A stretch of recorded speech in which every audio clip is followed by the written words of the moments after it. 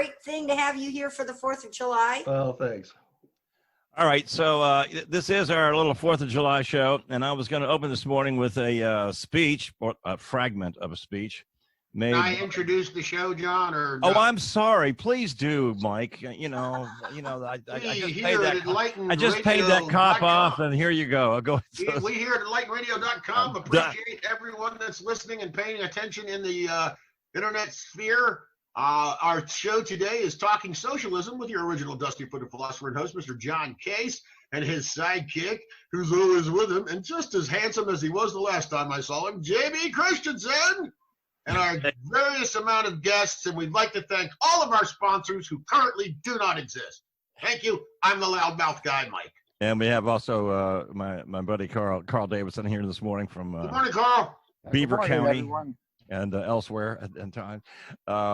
You guys are getting to be a bad habit. Yeah, I know.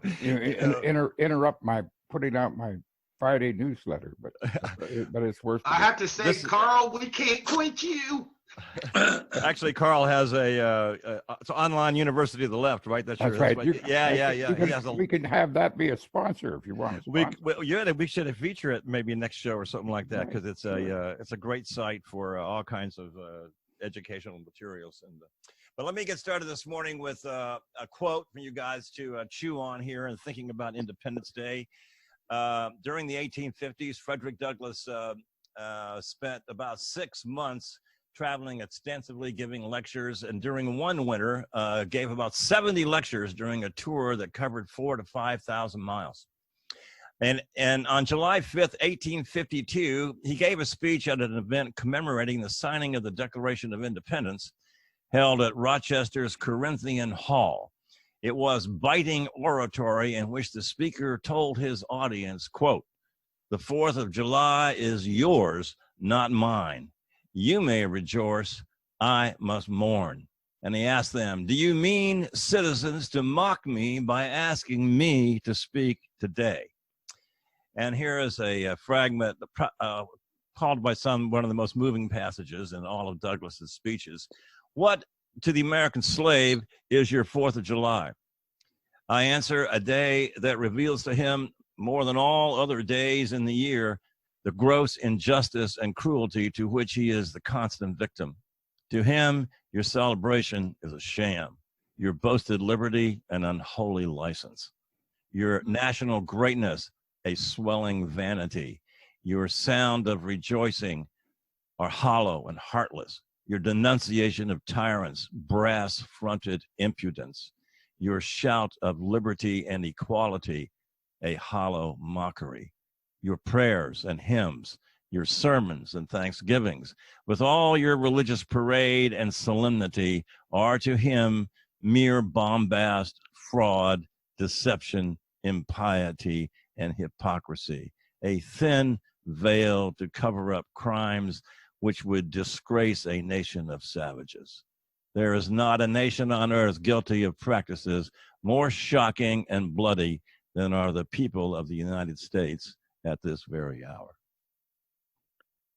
Happy 4th. Wow. Ray. Gee, that's... He had a way with words, didn't he? That was kind of a bummer. Well, I want to invite Ray to go second here. He's, of course, the former official historian of the House of Representatives, I believe. Official's not in the title. There's some other grand title maybe he'll correct me on. And he's been retired for some time, and he ran the Byrd Center for Legislative Studies here at Shepherd University for quite a while. And, a great program. And welcome, Ray, back to the program. He's been here once before. Or maybe even twice, but I'd love to hear your thoughts on coming up on the 4th of July. I know you've been writing extensively on the Trump administration, et cetera, and what are your thoughts today? Well, first of all, nobody said it better than Frederick Douglass, because what he did is he cut through all the patriotic gore that has become associated with the 4th of July. Rightly so in a lot of ways, but he pointed out the fundamental flaw and set up a dichotomy that no one has said better. We're a nation that was started with the concept that all men are created equal and endowed by their certain creator with unalienable rights, life, liberty, the pursuit of happiness. And yet the people who drafted that document, most of them, many of them, were slaveholders, and they weren't talking about slaves. They weren't talking about African Americans. And then when Douglas spoke, really, almost 80 years later, slavery still existed, and he described the United States perfectly as a savage nation, even more so because it was founded on such great ideas. But that's the thing, that's the central element of American history that we have never grappled with completely. A nation that professes freedom and equality for all, that was founded on the backs of slaves. And here we are in 2020 with millions of people in the streets in this country and around the world talking about that freedom that has not yet been realized. This is the essence of American history and the struggle of American history. Patience, you want to go next? Yes, please. Two things. Not to take anything away from the great Frederick Douglass, but note that in his language, he always talked about he and him and men. There is half of the United States that completely got overlooked, even as the Civil War was fought over the issue of Black freedom. There was still no mention of women as yet another subset that was completely ignored. Now, that's just as an aside for my particular issue. But I think that the genius of both the Declaration of Independence and the Constitution is summed up in a different quote, and I never remember who said it first, but a man's reach should exceed his grasp, or what's a heaven for? The framers created something bigger than them. They did not have the imagination or worldview to see where it would lead, but they could create it nonetheless. And the responsibility has been on every generation since to find ways to move it closer to what it aspires to. For all that the last 4 years have just been a cesspool, I find myself more excited and more hopeful in many ways now than I have been my entire life, because I see real change. I mean, I was a child, but I lived through the 60s and I saw all of that stuff. But I never got a sense of optimism out of it. I got anger, I got disappointment, I got frustration, but not hopefulness. And that's what's different this time to me. Very interesting. Who wants to go next? Carl. I think all of you guys know here, I'm an old Maoist, Yes, from my rebel youth, And one thing I mentioned is that we learned dialectics Chinese style, and one of the basic principles we start is 1 divides into 2. So if you take that principle to the America, the 4th of July, 1 divides into 2. We have 2 Americas.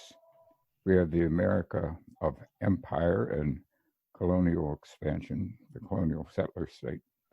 And then we have the America of popular democracy.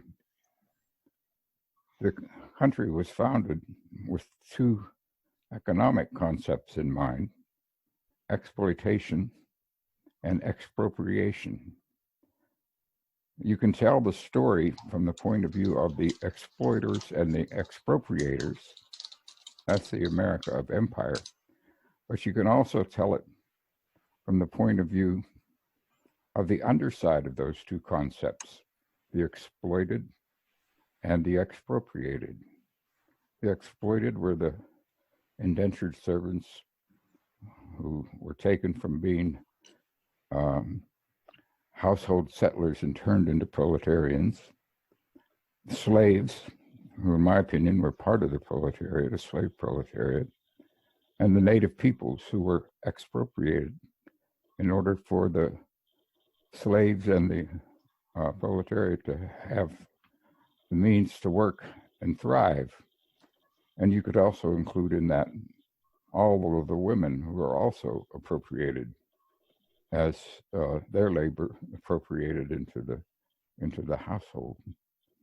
So you can look at the 4th of July from the point of view of the America of empire, or you can look at it from the point of view of the America of popular democracy, which is, Langston Hughes told us, this is America still trying to emerge.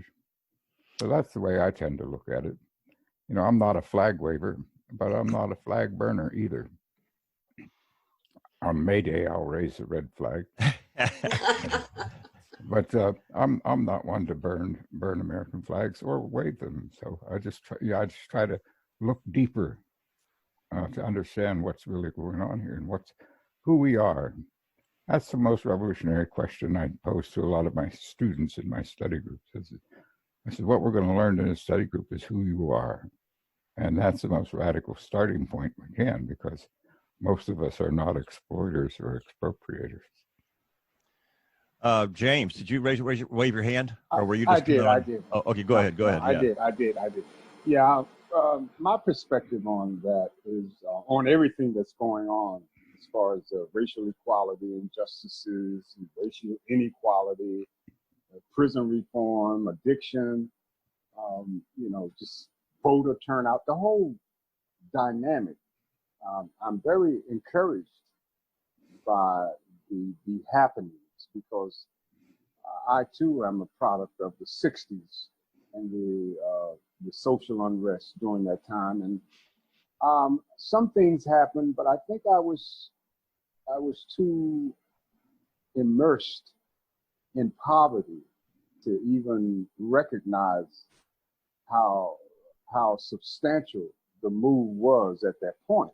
Because what I got out of the last time when I was a part of social uprising was I got Vietnam out of it. To be quite honest with you, that's what I got out of it. And then when I returned home, I was so drugged out and just so unwound. I guess you could say unwound or wound up. I don't know which it was. But fast forward to present, how do we connect to our youth in such an unconnected time? How do we pivot in the direction of our youth to gain their trust? How do we apply ourselves and be believable as responsible adults? So those are some of my questions. And my real concern, one of the biggest pet peeves I got right now is so much apathy from Black people that I come in contact with, which I recognize them because I used to be one of them before I became engaged and involved. And so, what I would like to see come out of this is to be able to have people who are willing to man a post until this thing is done. And I would like to be part of the connection between our young people and the powers that be.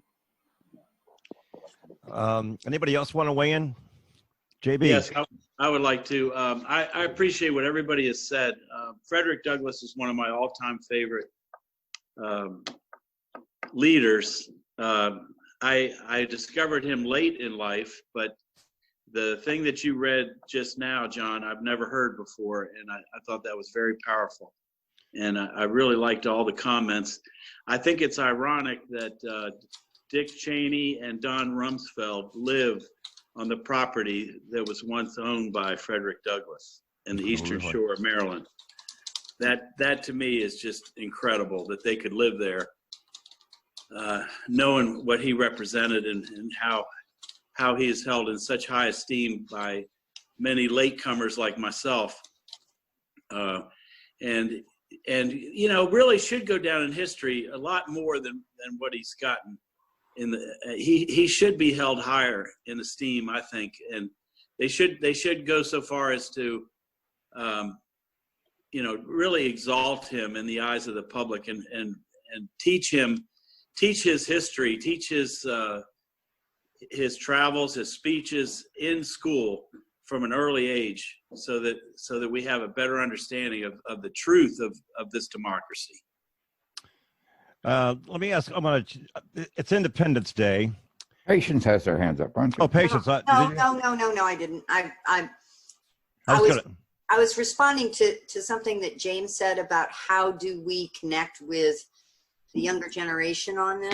Go ahead, Patience. And I had typed the note that maybe we connect by joining them instead of telling them to join us. Yeah, well, you know, it's okay.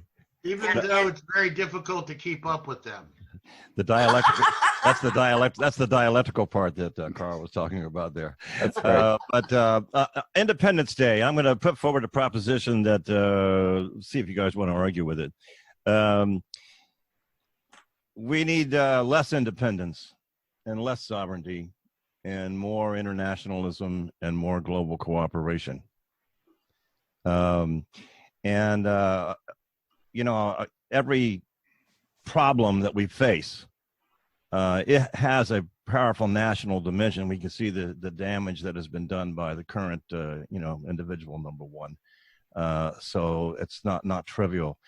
But there's hardly a problem on the health front, certainly on the environmental front and climate change issues.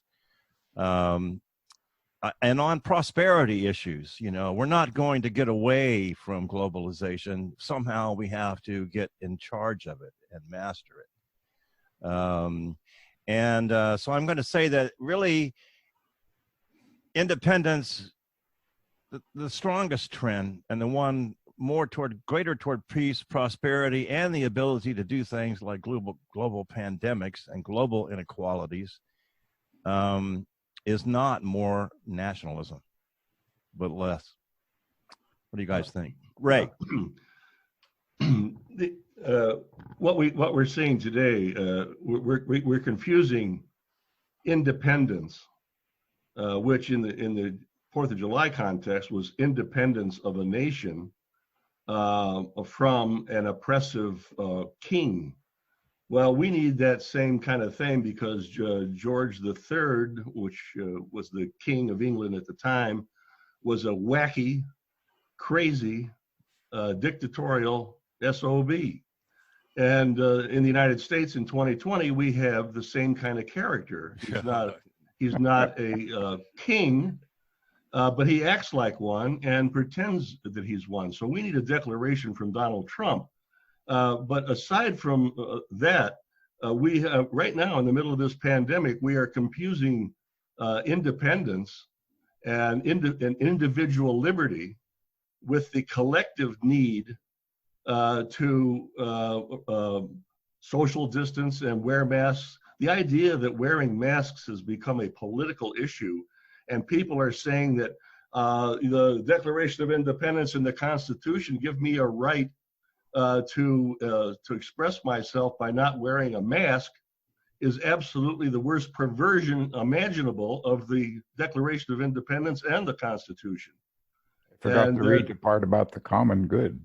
Yeah, exactly. To provide for the common welfare, promote the general welfare, and the general welfare requires that we wear masks, and a federal government that has abdicated its role in this because it can't handle it, can't figure out what to do, and Trump says it's going to go away. They have abdicated their authority and turned it over to a bunch of incompetent governors to make decisions where a collective action is the only answer. And we see how that's worked in other nations, where culturally wearing masks is not a bad thing when viruses appear.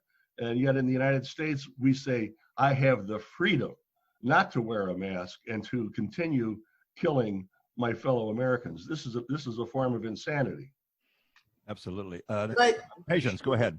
well, I was going to say the problem I've got is that the root cause or the fundamental problem is not Donald Trump, as much as I despise him. It is the Republican Party. It is that, and Ray could probably speak on this too. I mean, when the founders created the country, and Mike, you can weigh in too, when the founders created the country, they didn't include parties in either of those founding documents. And factionalism, as it was called back then, was anathema. But for purposes of convenience, as much as anything else, the body politic created political parties, and now we have the result that one party is despotic.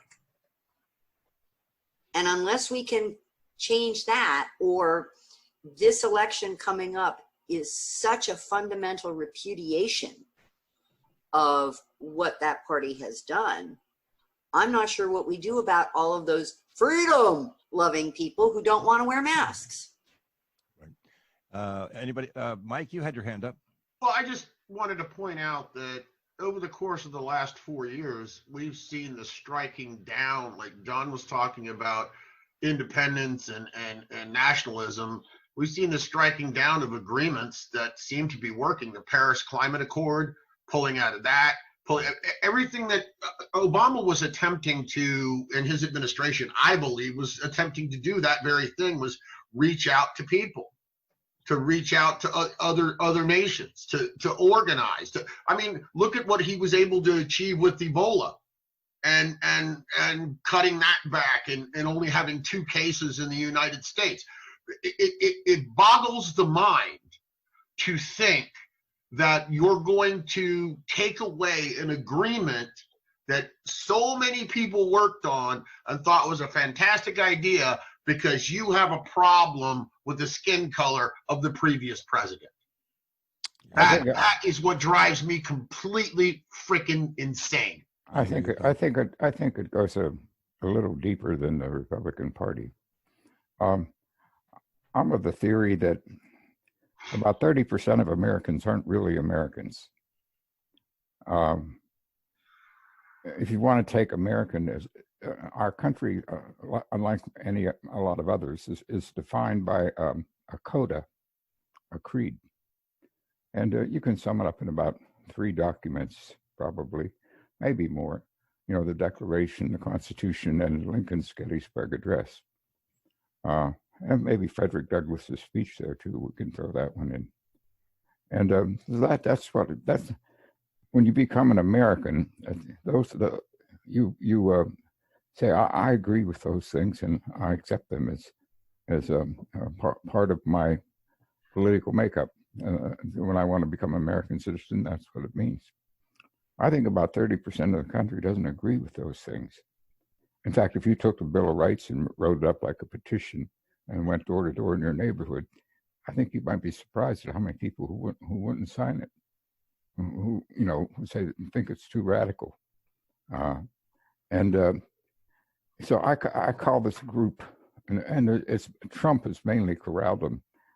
Again, borrowing from dialectics, they're fascists in themselves, but they're not yet fascists for themselves. And they're in the process of becoming fascists for themselves. But a lot of their ideas are fascist ideas. They're not American ideas. Take the notion that they say, well, immigrants in our country don't have any rights because they're not citizens. Well, that's wrong. It denies the 14th Amendment. The 14th Amendment said all persons under the jurisdiction of the United States have certain rights to due process and so on. It doesn't say all citizens, it says all persons. So what they're holding is a fascist idea of the Volk. Only the Volk have rights, which is a fascist, a kind of nationalism that undergirds fascism. And that's what Trump is building up. He's building up a fascist bloc based on people who don't really understand the American credo, or maybe they do understand it and don't agree with it. There's a number of right-wing fundamentalist preachers who think our founding documents are just infested with the devil's work, meaning the Enlightenment, and they want to get them and return the country to what they call biblical rule, right. Theocracy. So, there's a deep reaction in about I would say probably 30% of the population. And you could probably reduce that to a hardcore 15% who are really hardcore, and maybe another who are, the other 15% are softer. And maybe you can work with them and win them back. But, it goes more, it goes deeper. Parties rest on top of this. And so that's where I think we're at. We've got the Democratic Party spanning the whole rainbow. And then we've got Trump has taken the Republican Party and turned it into the base. And the base is the people who don't really agree with the American credo or the American coda. That's a good lead into my next question, which is the other big question about the 4th of July and Independence Day is that what is the difference between a revolution and a reform approach to change? And I'm going to make a proposition, and that is, it has to do with some of the discussion we've had so far. The Civil War was not just a regime of evil men. It was an economic system out of which a whole population made their living in one class or another. The relationship between Great Britain and its colony in the United States was a political built upon, an economic relationship that we were going to be shipping great goods over to England for purposes of manufacture and use over there. And those relationships became structurally incompatible, probably independent in a certain way of anyone's particular political theory like that. But at a certain point, change becomes impossible in one form, like the slave system or the colonial system, and you can't legislate it away. I mean, my question to you is that question of revolution versus reform still relevant? It's still relevant, but it's not on the agenda at the moment. What's on the agenda at the moment are radical structural reforms. Revolution is on the agenda. There's a passage in John Steinbeck's Grapes of Wrath where Muley's farm is being tractored out, and he runs and gets his gun, and he wants to shoot the guy who's driving the tractor, who's just one of his neighbors. And so Preacher Casey tries to talk him out of it. And so Muley's standing there with his gun. He says, "Who do I shoot? Who do I shoot?" So when you got millions upon millions of people being like Muley, asking the question, well, who do I shoot? Then it's time to talk about revolution. Before then, we talk about radical structural reforms. Okay, I wasn't submitting it as a choice. I really wasn't, okay, because I don't actually believe in that. But I observed that, there are a lot of people, and I don't think it's just the Trumpers, who are losing confidence in the American democratic system. Right. That's been going on for quite some time, John. And it's its ability to move forward out of a state of virtual paralysis while all these contended forces are trying to take us apart. And so, and that institutional failure environment is one in which it's pretty difficult to predict, how things go or not go.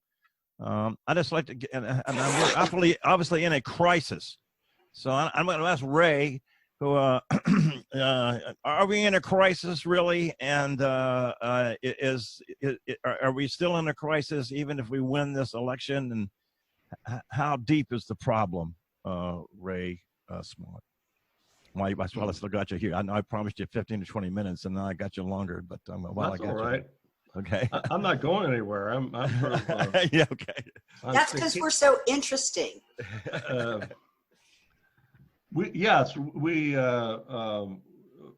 Getting rid of Donald Trump is the business of the hour, but it does not end the crisis that we're in so many fundamental ways. And the Black Lives Matter movement and all the other social justice movements and activities that are going on in the country are going to be just as relevant and pertinent with Trump gone, even more so, because they might have a chance to get some things actually legislated. But the crisis is manifold. The pandemic is not going away. The next president, assuming it's Joe Biden, will be faced with the same pandemic, and he will then immediately try to move to have the federal government take control of the situation, and that's not going to be easy since we've already had a year and a half or so of muddling through with the states and so on. So the crisis is there in terms of the pandemic. It's also there in terms of all the issues of rebuilding our trust around the world, the global warming issue that is going to get worse and is not getting any better. Right, we're going to be in crisis mode, and it's going to require this kind of collective action and globalism that Donald Trump has been trying to put down forever. This is a world. Our crises are worldwide, not just within the United States or in whatever is happening in Arizona right now with the pandemic. We can't think like that any longer. Patience. I am not as concerned about rebuilding international trust as many experts are, and I am not an expert. But when I look at it, I think to myself, there's two thoughts. First of all, we have had 80 plus years of the United States being the tent pole, if you will, for world progress, whether it's social progress, economic progress, justice, whatever you want to look at. And I don't believe, as bad as he is, I don't think that the orange Covidiot has managed to destroy all of that. That it's like muscle memory. You know, when we have a sane president again, our allies around the world and our enemies will remember who we are. Related to that, I think that the United States, and it comes back to that idea of the tent pole, with what we're going through at the moment, we have the opportunity to set an example around the world for how to respond to an aspiring despot. You know, we have institutions that are tainted, but they haven't disappeared. We have a population that is, if you look at any of the polls, overwhelmingly rejecting where the Covidiot wants to go. And I think that people in other countries who are wrestling with their own issues will look at what we do and say, hey, these institutions, they may crumble around the edges, but they don't disappear. These people who talk about these values, they may get off track, but they show that they can get back to it. And I think that's important. That's a good case for optimism there, Patience. But it might not include police departments, but we don't know. We don't know. You know, I Patience for presidents. Listen. The kidneys are failing. The heart is not pumping out enough blood and oxygen. I mean, it's just mangled. but the body is still there. And the brain. And the brain is still there. And we still got movement. So that's where my optimism comes in. There are things, revolution. So Patience is talking revolution. We've already asked for reform for the last, 80 years? Patience? I mean, it's reform. We're asking, but now the revolution. So the answer to your question, the difference is, yes, and we can show that it's a peaceful revolution. It's a peaceful revolution. We're using smart fists to fight with, as opposed to a lack of education that was kind of our leadership many years ago in the Black community. They were leaders, and people in the struggle, and people who knew how to come through adversity and show us a way, a better way, but we've gotten smarter. And so the revolution is headed this way, and it's long overdue, because some things need to be gotten rid of. There's heart surgery that needs to take place. There's, we need to, if we got to amputate a leg, because the technology has given us an opportunity to put a prosthetic over there, and it seems to work much better. A kidney transplant. Yeah. I don't know. Right. You got a sermon in the works here, James. That's a great analogy. That's a great analogy. Because these are desperate times that take historical desperate measures. Revolution with smart fists. I do my walk. When I do my walk, I walk like this, because I'm getting ready for revolution. When they handcuff me, I am going to have to be physically able and to be that beacon of light for those of us who are too weak to be handcuffed like this, to show them that they can persevere. And so I'm practicing now to be in leadership. So this is how I do. I do this maybe half a mile, and I take my arms down and I walk a little bit and kind of shake it out, but then I lock them back again. Right. And I walk a half a mile, or as far as I can walk, because these are the kinds of soldiers, that are needed. And so, speaking of president. Yeah, you're right. Well, that way, then she could give up hustling writing, James, you can be my campaign manager. You can hire your own speechwriters. Patience. There you go. James' analogy, I thought, was excellent, and the only thing missing was the doctors that are working on the patient, and that is the people. The people. We're losing you a little bit. Wouldn't you agree? Yeah, you go. We lost you for the last part. Sorry, I disappeared for a little while there. I apologize. There was a cat screaming in our bathroom downstairs.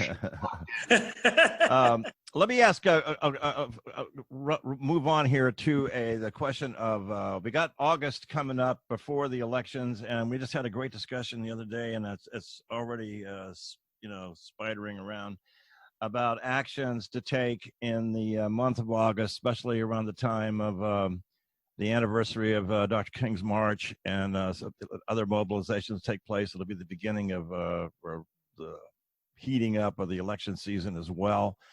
And we're talking about a caravanning project here in Jefferson County that the Labor Council, hopefully, and they're going to have to meet virtually. They haven't met, since actually the pandemic started. So, but they're going to meet.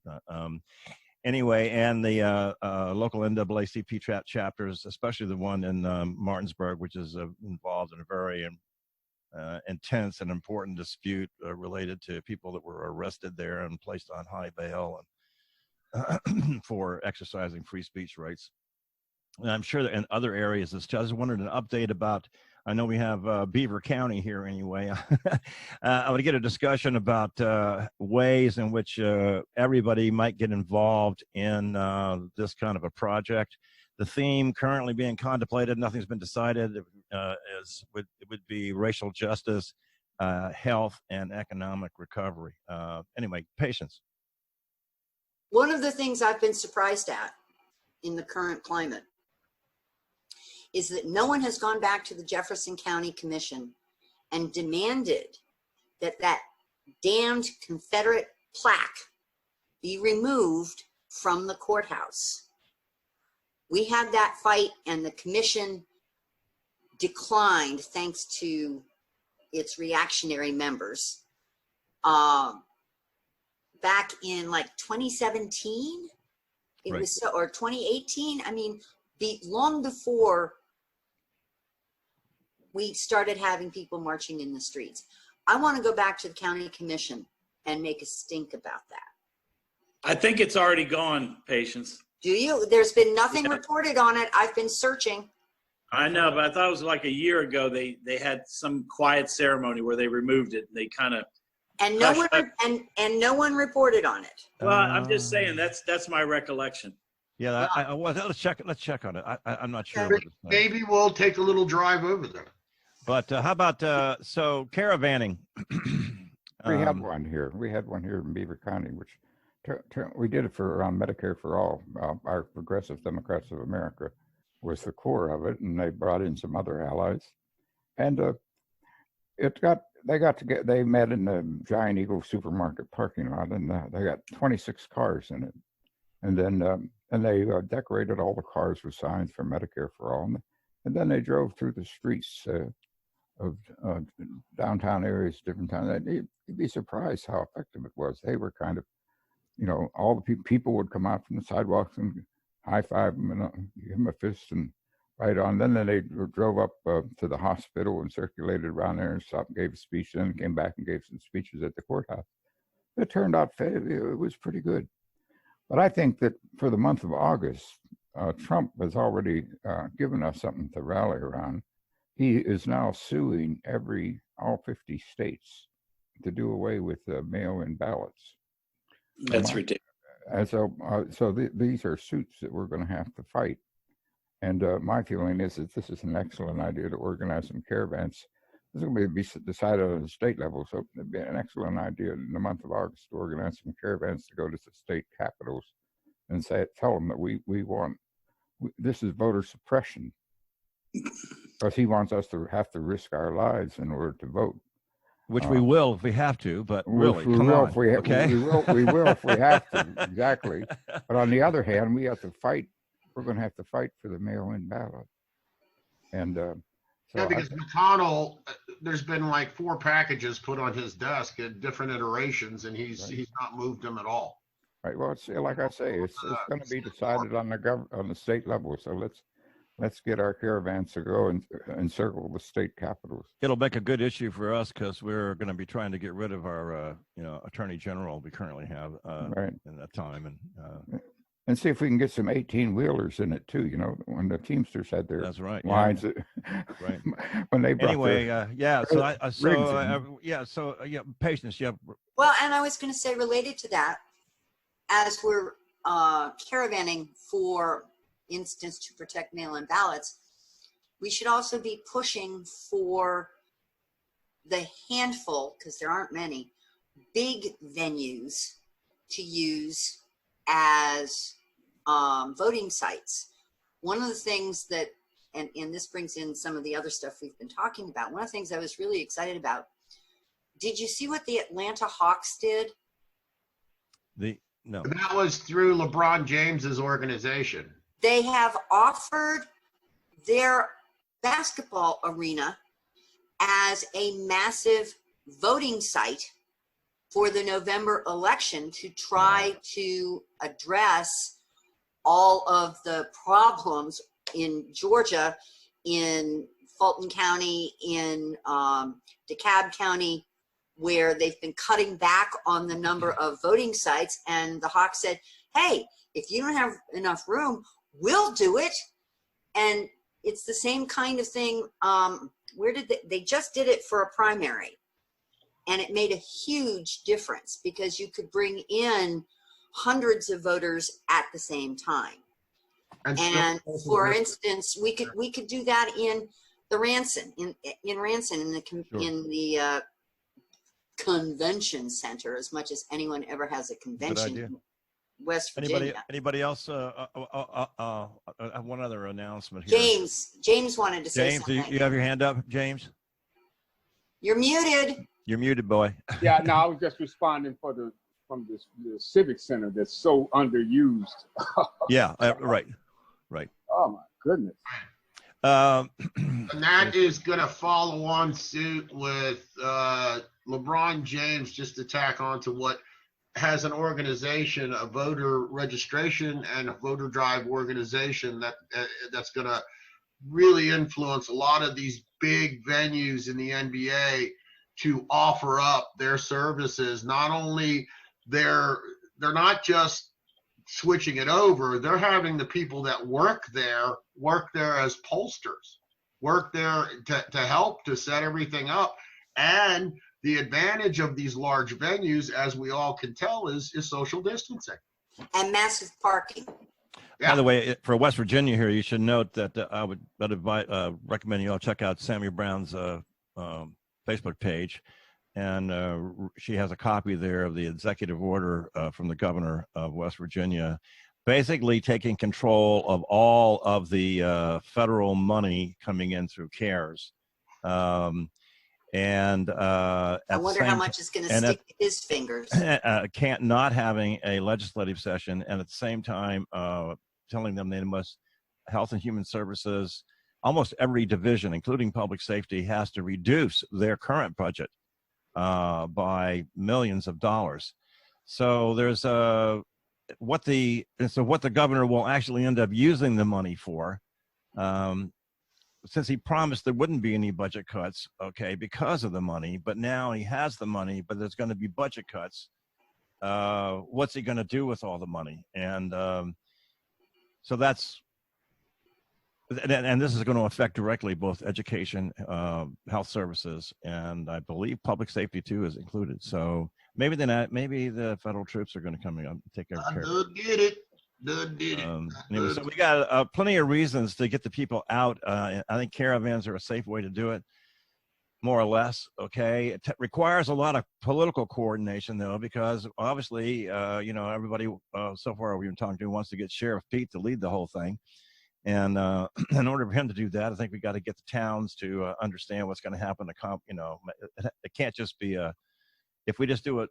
If we do it in a big way and get a lot of things going, it'll make a big impact. Okay, and not only that, it will, especially if people who are running for office feel like it's going to help them as well. Okay, I think that would be a big boost. Okay, so yeah, it could be practice. Think of it as practice for roving guerrilla bands once we get further down the pipe. Well, yeah, right. Once things get worse, and then we, yes, there we go. I think Mad Max was a bunch of caravans. Paul Revere, Caesar Rodney. Which one, JB? Beyond Fury Road? Yes. Okay, well, we're at the a good end of our show, I think, for today, Mike. Unless anybody else has a major manifesto to read off, I want to thank Ray Smock for joining us today, and Carl for calling in again. And I see that Denise Miles is actually D Miles is actually listening in today, and I say hello to her from wherever she is. Okay, I know her. Anyway, then James Boyd. Thank you, everybody. Okay, we'll send this out, get a video cast, and you guys can share it if you will. All right, take care. Yeah. Good. All right.